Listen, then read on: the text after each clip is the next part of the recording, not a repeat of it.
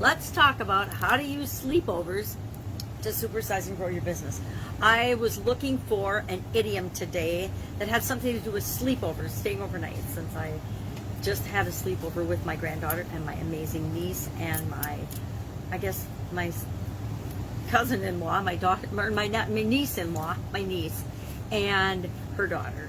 So what do sleepovers, where do they come from, what does it mean? Sleepovers, slumber parties, pajama parties, they're called different names, but they actually became a rite of passage for teenagers in America, or for kids in America in the 50s, the 60s, and 70s. And I'm not sure if people are still doing them. Supposedly there's some going away from them because of fear of loss of control or sexual abuse or other nonsense that I suppose could happen.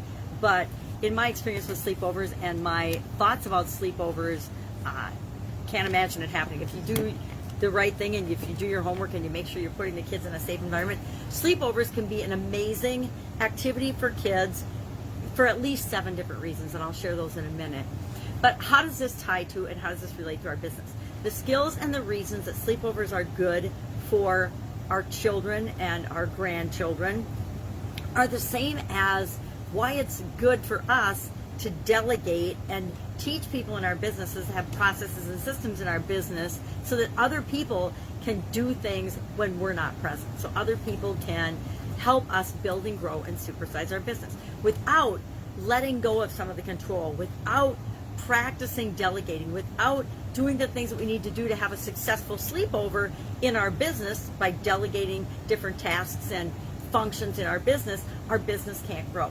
The same is true of our children. If we don't allow our children to have some independence, to learn and experience new things, they don't grow either. And so I think that's why I really enjoyed looking up this particular idiom and how it can relate to our business. And I didn't look up how it can relate to our business, but as I was going through the 7 reasons that children should have sleepovers and the benefits to them, I realized that it has huge tie-ins to our businesses and how we run our businesses. If you're afraid to let your children have a sleepover or let kids sleep over at your house, chances are you're behaving and having those same characteristics when it comes to running, managing, leading, and delegating and growing in your business. So what are some of the benefits of kids having sleepovers, children having sleepovers? Now, there was a lot of disagreement about age and all the negative things that could happen on a sleepover and why sleepovers are bad, because nowadays we like to point out everything that's wrong with everything. And one article was written about the end of American childhood. I think it was by Paula Foss or something. I haven't read it, but I don't know if it was a book or an article, but she is one that says, childhood is dying in America, and one of the things that's being sacrificed is the sleepover. All a sleepover is when one child spends the night at another child's house.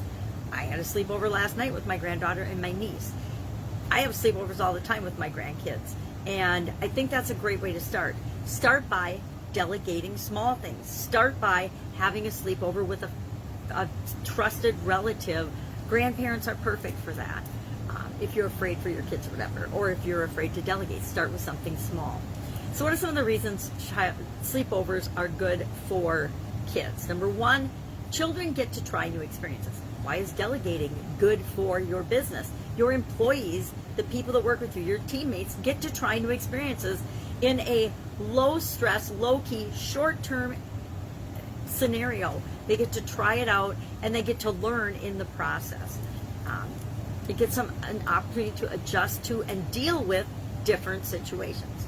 Number 2, it helps them build independence. It helps them to learn new skills such as packing, organizing their thoughts, coming up and planning the activities of what they want to do, getting ready for bed without help, etc.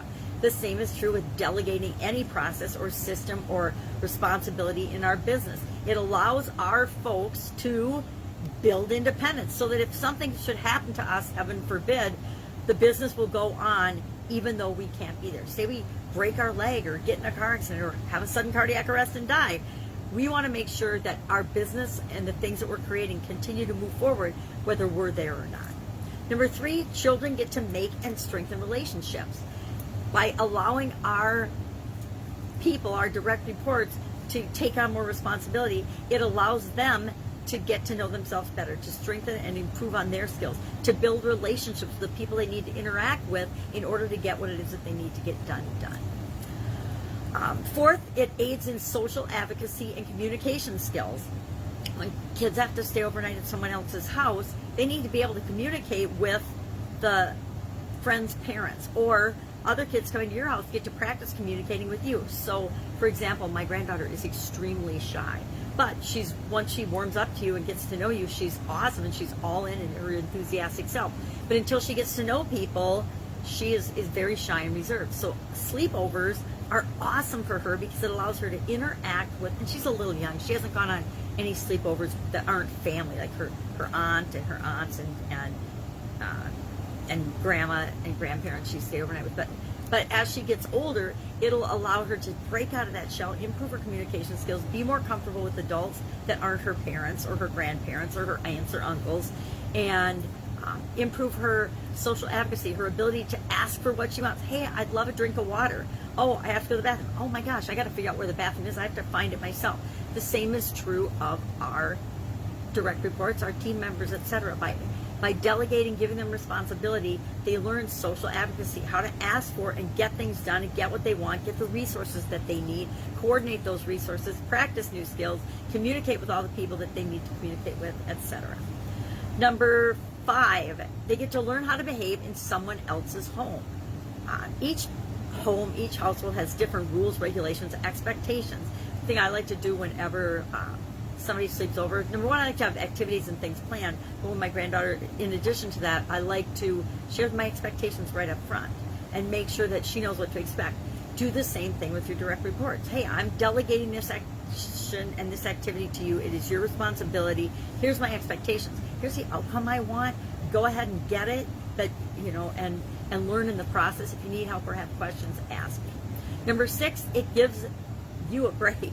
It gives you a break and the ability to pull back, find some leisure time, find some thinking time, do some planning, do some things that are of higher priority than, and nothing's more high priority than taking care of our kids. But it allows us a break from that because we all need a break sometimes from the day-to-day joy as well as the day-to-day stress of raising our children. And the same is true of running our business. There are so many activities, so many things that we need to do. As we get those off of our plate and delegate those to people, it gives us a break to work on other things that become our higher priority because we know that the things we delegated are taken care of. And finally, sleepovers are fun for kids, right? Guess what? Once you learn how to delegate, delegating is fun because you get all these ancillary benefits by building a team that supports the business and runs without you, watching other people grow and develop and become more of what they're capable of, or more masterful and skillful at what they're capable of, etc. So I would love to know your take on this. Have you done sleepovers, pajama parties? Have you been to them, and have you hosted them in your home? And what are some of the things that you liked best? And if you want to share least, go ahead and share those as well. And then, do you and can you see the tie-in to the lessons that you can learn from sleepovers to running your business? I just thought of delegating and giving people accountability and responsibility and personal development right off the bat, but you might see some tie-ins that I haven't thought that deeply about. Share those in the comments below, and I will, of course, be with you tomorrow with another interesting idiom. What does it mean? Where does it come from? And how might you use it in your business and maybe even in your life? Have an amazing day.